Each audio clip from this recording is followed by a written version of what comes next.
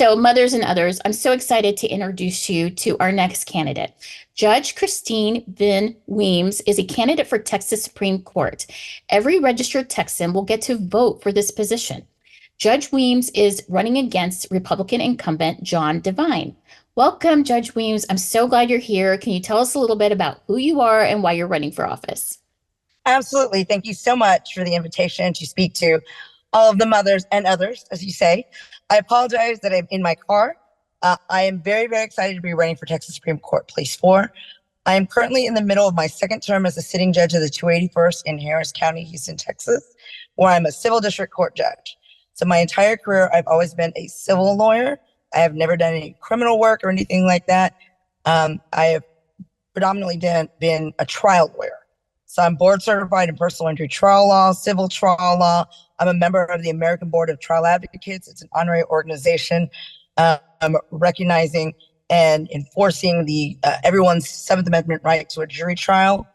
The reason why I'm running for the Texas Supreme Court, actually the reason why I'm running for judge in the first place was that it never occurred to me that we elect our judges in Texas and what that really means. I think I got very lucky for most of my career that when I was trying cases, I never thought that the judge ever did anything kind of radical or strange. And then when that finally happened in 2016, someone pointed out to me that, oh, you know, that case you just tried, that judge had never tried a case before. And it literally blew my mind. I mean, it never occurred to me, why would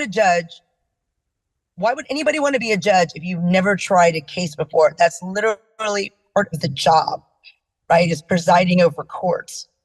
And at least in Harris County, we have 24 civil district courts. And I ran for one of the seats because I am a big believer, the Girl Scout in me, I'm a lifetime member, that, you know, if you see change, if you see something you want to change, you have to be willing to be the person to make that change, right? Leave the world a better place than you found it. So I said that if I run and I lose, well, at least I tried to make a difference. But I won. And so I at least currently get to make a change in the, 1/24th of the cases that come through the Harris County courthouse. Because as a qualified trial lawyer, I know how to try cases. Well, I kind of saw the same thing in the Texas Supreme Court.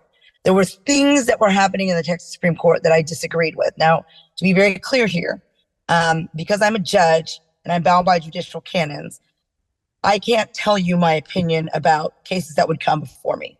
And I can't criticize even my opponent really, because he still grades my homework. I have cases that I ruled upon that are pending in the Texas Supreme Court right now. But what I can talk about are facts. And what I've seen, that has been part of my concern is there's a lot of partisanship in the judiciary on the Texas Supreme Court level. There are a lot of instances where it is apparent that perhaps the judge should consider recusing themselves from hearing a certain type of case. Because in my world, it's not whether or not you have a conflict of interest, it's whether it looks like you have a conflict of interest.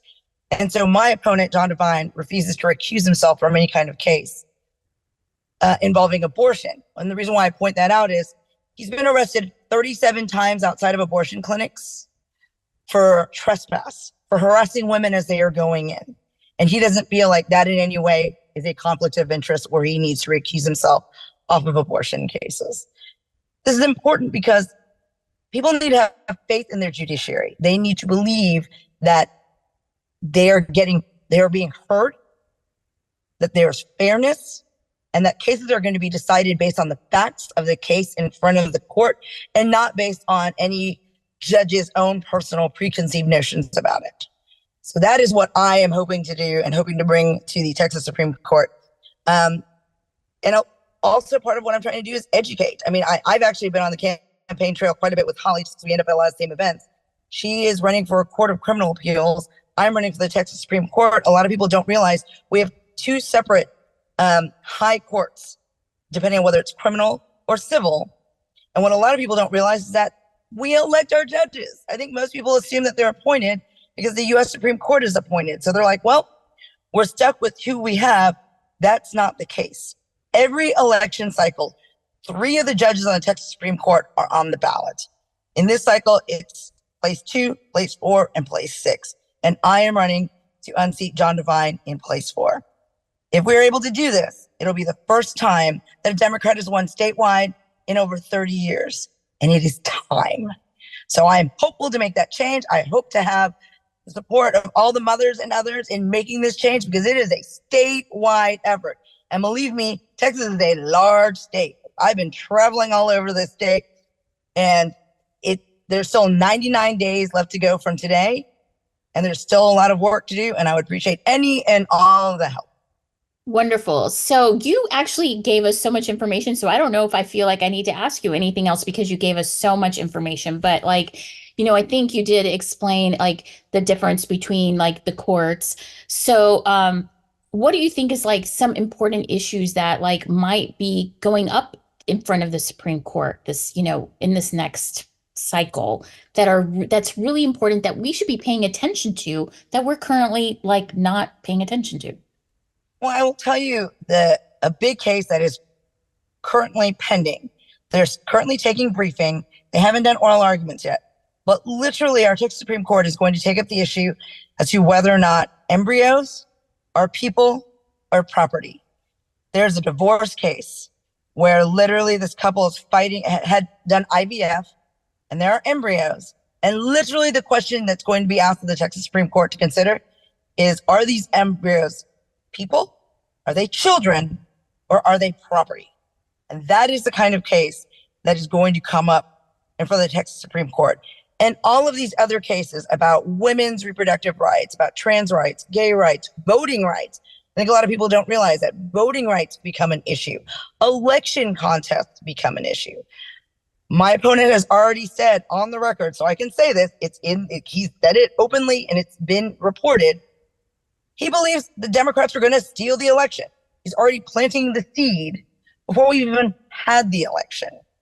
How is that fair? We don't even know what there are no facts to consider yet.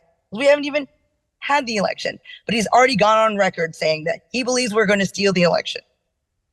How is that a person that should be sitting on election contests if and when they happen? He's already predetermined the outcome. That is what we need to change. We need judges who will be open to listen to the evidence and not come in with their own agenda. Amen to that. So tell us, where can we find you and how best can we support you right now while you're running for office?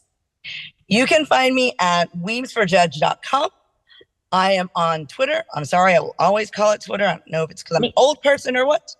I'm at CV Weems on Twitter, on Threads and Instagram. I'm at Weems for Weems 281. How you can help? I mean, I will be going to events. I have an event in Austin on Wednesday, August 21st. I have an event in Houston, September 5th. We are planning events in Lubbock, in El Paso, in Beaumont.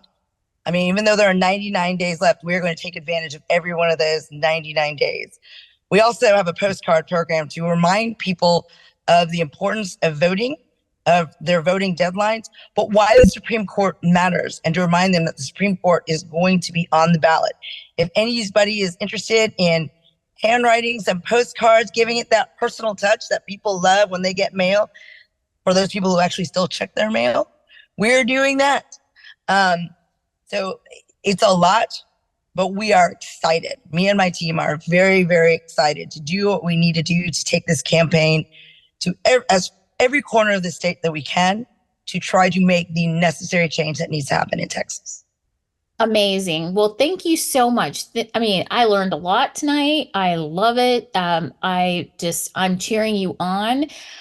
For all of those that are out there, listen, we need to start having Democratic judges at the table. Otherwise, we're never really going to change some things, and we're going to see numerous cases in Texas end up in the Supreme Court. And we already know how that court is stacked against us as well. So can I just add one thing, Nancy, just so people remember? Yeah. The court is literally like the last line of defense.